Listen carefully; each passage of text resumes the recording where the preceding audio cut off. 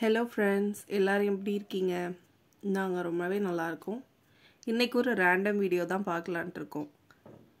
மாவு காலி ஆயிடுச்சு. மாவு இல்லைன்னா எனக்கு எந்த வேலையுமே நடக்காது. அதனால் நைட்டே மாவு ஊற வச்சுட்டு காலையில் எழுந்திரிச்சு மாவு அரைச்சிக்கலான்னு சொல்லிட்டு அதனால் அரிசியும் உளுந்தையும் நல்லா வாஷ் பண்ணிவிட்டு ஊற வச்சாச்சு.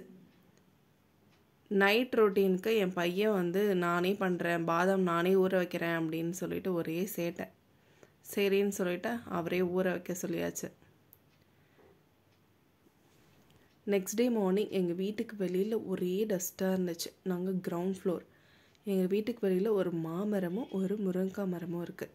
அதில் எப்போவுமே இலை கொட்டிகிட்டே இருக்கும். கிரவுண்ட் ஃப்ளோருங்கிறதுனால சொல்லவே வேணாம், மண் அதிகமாகவே வரும். டஸ்டெல்லாம் வீட்டுக்கு வெளியில் கூட்டி தள்ளிட்டு அதுக்கப்புறம் மாவு அரைக்க ஆரம்பித்தாச்சு. முதல்ல நான் எப்போவுமே உளுந்து தான் போடுவேன். அப்போ தான் நல்லா அந்த உளுந்து பூத்து வரும். இந்த அரிசி உளுந்து எல்லாம் சேர்த்து போட்டு அரைக்கிறது எனக்கு செட் ஆகாது. மாவை அரைச்சி கரைச்சி எடுத்து வச்சாச்சு. எடுத்து வச்சுட்டு காலையில் பிரேக்ஃபாஸ்ட்டுக்கு தோசை ஊற்றி தக்காளி சட்னி வச்சு பிரேக்ஃபாஸ்ட் முடிச்சிட்டோம். அப்புறம் லஞ்சோட ரொட்டீன் ஸ்டார்ட் ஆகிடுச்சு. லஞ்சுக்கு சிம்பிளாகவே குழம்பு வச்சிடலாம் அப்படின்னு சொல்லிட்டு எக் குருமா குழம்பு தான் வைக்கலான்னு யோசிச்சிருந்தேன். சரின்னு சொல்லிட்டு அதுக்கு தேவையான எக்கை பாயில் பண்ணிவிட்டு அப்புறம் பார்த்தா இஞ்சி பூண்டு பேஸ்ட்டு காலி ஆகிடுச்சு. அதனால் பூண்டு விற்கிற விலையில் பூண்டெல்லாம் வாங்க முடியல. ஊருக்கு போயிருந்தப்போ என் தம்பிக்கு கொஞ்சம் பூண்டு எடுத்துகிட்டு வந்தான். இஞ்சி பூண்டு பேஸ்ட்டை அரைச்சி வச்சுட்டு இந்த குருமா குழம்புக்கு தேவையான வெங்காயம் தக்காளியெல்லாம் கட் பண்ண ஆரம்பிச்சிட்டேன். இந்த குழம்புக்கு பார்த்திங்கன்னா நிறைய இன்க்ரீடியண்ட்லாம் தேவையில்லை. இதுக்கு தேவையான பொருள் ஒரு வெங்காயம், தக்காளி, கொஞ்சம் தேங்காய். நாங்கள் குழம்பு கொஞ்சம் திக்காக தான் எப்போவுமே சாப்பிடுவோம். அதனால் நான் கொஞ்சம் அதிகமாகவே வெங்காயம் கட் பண்ணி எடுத்துக்கிறேன். கூடவே ஒரு தக்காளி கட் பண்ணிக்கிட்டேன். தக்காளியை நல்லா பொடிசாக கட் பண்ணி எடுத்து வச்சுக்கிட்டேன். அதுக்கப்புறமா கொஞ்சமாக தேங்காவை கீறி எடுத்து வச்சுக்கிட்டேன்.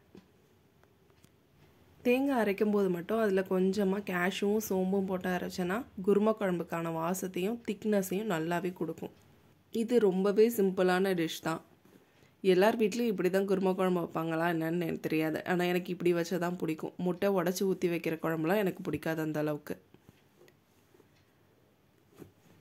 அடுப்பில் ஒரு கடாய் வச்சுட்டு அது நல்லா சூடானதும் கொஞ்சமாக எண்ணெய் விட்டு அதில் தேவையான மசாலா ஐட்டம்லாம் போட வேண்டியதான். நாங்கள் 2 பேருக்குங்கிறதுனால கொஞ்சம் கம்மியாக தான் மசாலா போட்டோம். மசாலா வெடித்ததுக்கப்புறம் கொஞ்சமாக சீரகம் போட்டு அது பொரிஞ்சதும் வெங்காயம். அந்த வெங்காயம் நல்லா ப்ரௌன் கலரில் ஆகிற அளவுக்கு வதக்கணும். அப்போ தான் நல்லா டேஸ்ட்டாக இருக்கும். வதங்கினதும் அதில் கொஞ்சமாக இஞ்சி பூண்டு பேஸ்ட்டு போட்டுட்டு இஞ்சி பூண்டோட பச்சை ஸ்மெல் போகிற வரையும் நல்லா வதக்கிடணும். அதுக்கப்புறம் நம்ம கட் பண்ணி வச்சுருந்த தக்காளி அதில் போட்டு நல்லா மேஷ் ஆகிற வரையும் நல்லா வதக்கணும்.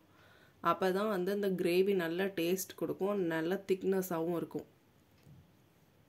அப்புறம் இதுக்கு தேவையான மசாலா ஐட்டம்லாம் போட வேண்டியதான். கொஞ்சமாக உப்பு போட்டுட்டு மஞ்சத்தூள், தனி மிளகாத்தூள், அதுக்கப்புறம் கொஞ்சமாக மல்லித்தூள், அவ்வளோதான் நான் போட்டேன்.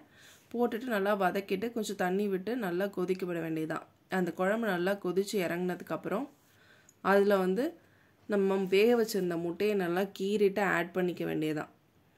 ஆட் பண்ணி ஒரு நல்லா மூடி வச்சு ஒரு கொதி வந்ததும் அதுக்கப்புறம் அதில் கொஞ்சமாக தேங்காவை அரைச்சி ஊற்றிட்டு மூடி வச்சிட வேண்டியதான். அவ்வளோதான். கொஞ்சம் நேரம் கழிச்சு இறக்குனா முட்டை குழம்பு ரெடி. ஈவினிங் கொஞ்சம் வெளியில் போகிற வேலை இருந்தது. அப்படி ஈவினிங் போய் அந்த வேலையெல்லாம் முடிச்சுட்டு ரிட்டர்ன் வரும்போது எங்களுக்கும் கொஞ்சம் ஃப்ரூட்ஸ் வாங்க வேண்டியிருந்தது. ஃப்ரூட் ஷாப் போய் ஃப்ரூட்டெல்லாம் வாங்கியாச்சு. ரிட்டன் என் பையனோட ஹோம்ஒர்க் இருந்தது. என் பையனுக்கு கலரிங்னாலே சுத்தமாக பிடிக்காது. எப்படியோ அவன்கிட்ட அந்த கலரிங் பண்ணி வாங்கியாச்சு. நெக்ஸ்ட் டே மார்னிங் ரொம்பவே லேட்டாக எழுந்திரிச்சிட்டேன். அதனால் இன்றைக்கி என்ன பண்ணுறதுனே தெரியல. 1 பார்ட் ரெசிப்பியாக செஞ்சு கொடுத்துடலாம். இவருக்கு ஆஃபீஸ்க்கும் கொடுத்து விடணும், என் பையனையும் ஸ்கூல் கிளப்பணும் டைமிங்குள்ளே. அப்படிங்கிறதுனால சரி 1 பார்ட் ரெசிப்பியே பண்ணிடலாம் அப்படின்னு சொல்லிட்டு வெஜிடபிள்ஸ்லாம் கட் பண்ணிகிட்டு இருந்தேன். எப்போவுமே நான் அவசரமாக ஏதாவது ஒரு வேலை செய்யணுன்னா குக்கரில் தான் பண்ணுவேன். நான் குக்கரில் அவசரமாக வைக்கிற அன்னைக்கு கண்டிப்பாக அடி பிடிச்சிடும். அதனால் நான் எவ்வளோ லேட்டானாலும் பரவாயில்ல அப்படின்னு சொல்லிட்டு தம்முலாம் பண்ணலாம் அப்படின்னு சொல்லிட்டு தம்முலே பண்ணிகிட்டு இருந்தேன்.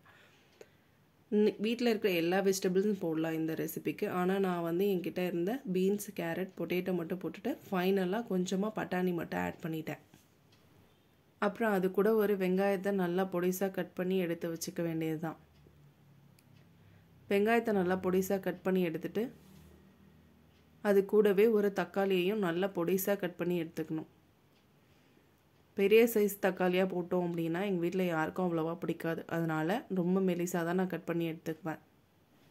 பிரியாணியை பொறுத்தவரையும் வெங்காயம் கொஞ்சம் அதிகமாக போட்டால் தான் டேஸ்ட்டு நல்லாயிருக்கும். அதனால் கொஞ்சம் வெங்காயம் அதிகமாகவே இருக்கும் என்னோடய பிரியாணியில் எப்போவுமே. இந்த பிரியாணி ரெசிபிலாம் எனக்கு வந்து அவ்வளோவா தெரியாது. நான் கல்யாணம் பண்ணிட்டு வந்ததுக்கப்புறம் எங்கள் அத்தையும் எங்கள் நாத்தனாரோட ரெசிபி தான் இது ஃபுல்லாகவே. அவங்க 2 பேருமே ரொம்ப நல்லாவே பிரியாணி வைப்பாங்க. அதுக்கப்புறம் ஒரு பாத்திரத்தில் நல்லா எண்ணெய் ஊற்றி நல்லா காஞ்சதுக்கப்புறம் தேவையான மசாலா போட்டுட்டு கொஞ்சமாக ஜீரகம் போட்டுட்டு வெங்காயம் நல்லா கோல்டன் ப்ரௌன் கலரில் மாறணும். ஒரே ஒரு சில்லி மட்டும் போட்டுட்டு நல்லா வதக்குங்க. நல்லா வதக்கி கோல்டன் ப்ரௌன் கலரில் மாறினதுக்கப்புறம் கொஞ்சமாக இஞ்சி பூண்டு பேஸ்ட்டு போட்டு அது பச்சை வாசம் போகிற அளவுக்கு வதக்க வேண்டியதுதான். அது கூடவே ஒரு தக்காளியை போட்டு நல்லா மேஷ் ஆகிற அளவுக்கு வதக்கணும். நல்லா வதங்கினதுக்கப்புறம் புதினா நல்லா வாஷ் பண்ணி வச்சுருந்தேன். அந்த புதினாவை அதில் போட்டு நல்லா வதக்கிட்டதும் அதுக்கப்புறம் தேவையான மசாலா அதில் போட வேண்டியதான். இதில் நான் ரொம்ப அதிகமான மசாலாலாம் போட மாட்டேன். பிரியாணி மசாலாவும் தனி மிளகாத்தூள் கொஞ்சமாக கரம் மசாலா. நான் அதிகமான காரம் சேர்த்துக்காம தான் செய்வேன். என் பையனும் இந்த டிஷ்ஷை சாப்பிடணும். அவனுக்காக நான் தனியாக எதுவுமே சமைக்க மாட்டேன். எங்களுக்கு என்ன சமைக்கிறேனோ அதுதான் என் பையனுக்கும். அதனால் நான் காரம் கம்மியாக தான் சமைப்பேன். கட் பண்ணி வச்சுருந்த வெஜிடபிள்ஸ் எல்லாம் போட்டு நல்லா வதக்கிட்டு ஃபைனலாக அதில் கொஞ்சம் 2 ஸ்பூன் தயிர் மட்டும் ஆட் பண்ணி நல்லா வதக்க வேண்டியதான். காயெல்லாம் ஓரளவுக்கு வெந்ததுக்கப்புறம் அதில் கொஞ்சமாக தண்ணி ஊற்றிட்டு காய் நல்லா வேக வேண்டியது தான். காய் ஓரளவுக்கு வெந்ததுக்கப்புறம் அதில் வந்து 1 ஸ்பூன் மட்டும் நெய் ஆட் பண்ணணும். இதுதான் ஃபைனல் ஸ்டேஜில் தான் ஆட் பண்ணுவேன் நான் எப்போவுமே. அப்புறம் அரிசி போட்டுட்டு அதில் வந்து ஓரளவுக்கு தண்ணியை அப்சர்வ் பண்ணதுக்கு அப்புறமே தான் நான் தம்மு போடுவேன். கடைசியாக இதில் ஒரு அரை லெமன் மட்டும் புழிஞ்சு விட்டுட்டு நல்லா கலந்துட்டு மேலே கொஞ்சமாக மல்லித்தழையை கட் பண்ணி வச்சுருந்தது போட்டுட்டு கொஞ்சம் நேரம் மூடி வைக்க வேண்டியது தான். ஒரு 5 மினிட்ஸ் மூடி வச்சா தண்ணியெல்லாம் அந்த அரிசி அப்சர்வ் பண்ணிவிட்டு ஓரளவுக்கு தண்ணியும் அரிசியுமா இருக்கும். இந்த ஸ்டேஜில் தம் போட்டால் கரெக்டாக இருக்கும். தம் போட்டு ஒரு 10 மினிட்ஸில் இறக்குனா என்னோடய பிரியாணி இப்படி தான் இருந்துச்சு ஃப்ரெண்ட்ஸ். நல்லா உதிரியாக நல்லா இருந்துச்சு. அவ்வளோதான் ஃப்ரெண்ட்ஸ். இன்னொரு வீடியோவில் பார்க்கலாம். பாய்.